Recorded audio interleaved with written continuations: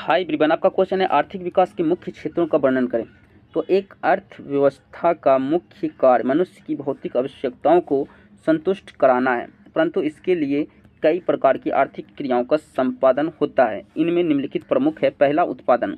किसी भी देश के नागरिकों को अपनी आवश्यकताओं की पूर्ति के लिए कई प्रकार की वस्तुओं और सेवाओं की जरूरत पड़ती है। एक अर्थव्यवस्था में ही उत्पाद के विभिन्न साधनों के सहयोग से वस्तुओं और सेवाओं का उत्पादन होता है। आर्थिक व्यवस्था तथा अर्थव्यवस्था का ही अर्थव्यवस्था एक मुख्य उत्पादन के विभिन्न संसाधनों को एकत्रित कर उनके सामंजस्य स्थापित करना है। विनिमय तो सभ्यता के विकास के साथ ही मनुष्य की आवश्यकताएं भी बहुत बढ़ गई है। आज समाज का कोई भी सदस्य अपनी जैसी आवश्यकताओं को स्वयं नहीं पूरा कर सकता।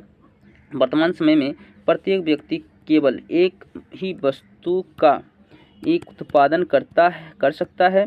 वर्तमान समय में प्रत्येक व्यक्ति केवल एक ही वस्तु का उत्पादन करता है और दूसरों से विनिमय या लेन देन अपनी आवश्यकता की अन्य वस्तुएं प्राप्त करता है। एक अर्थव्यवस्था ही देश में उत्पादित वस्तुओं और सेवाओं के विनिमय की व्यवस्था करती है। ठीक है। वितरण। आधुनिक समय में वस्तुओं और सेवाओं का उत्पादन कई साधनों के सहयोग से होता है। भूमि, श्रम, पूंजी और उद्यम उत्पादन के मुख्य साधन है जो उत्पादन कार्य में हिस्सा लेते हैं। अतः राष्ट्रीय उत्पादन अर्थात उत्पादित वस्तुओं और सेवाओं के मूल्य का भी इन्हीं के बीच वितरण कर दिया जाता है। एक अर्थव्यवस्था ही इस बात का भी निर्णय लेती है कि उत्पादन के साधनों या कारकों के बीच उत्पादित संपत्ति का किस प्रकार वितरण हो। ठीक है।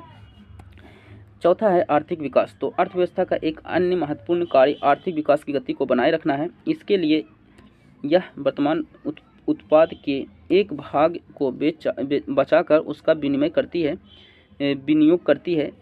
इससे देश या समाज के भावी उत्पादन क्षेत्र में वृद्धि होती है। ठीक है। So thank you. Like share subscribe. So thank you.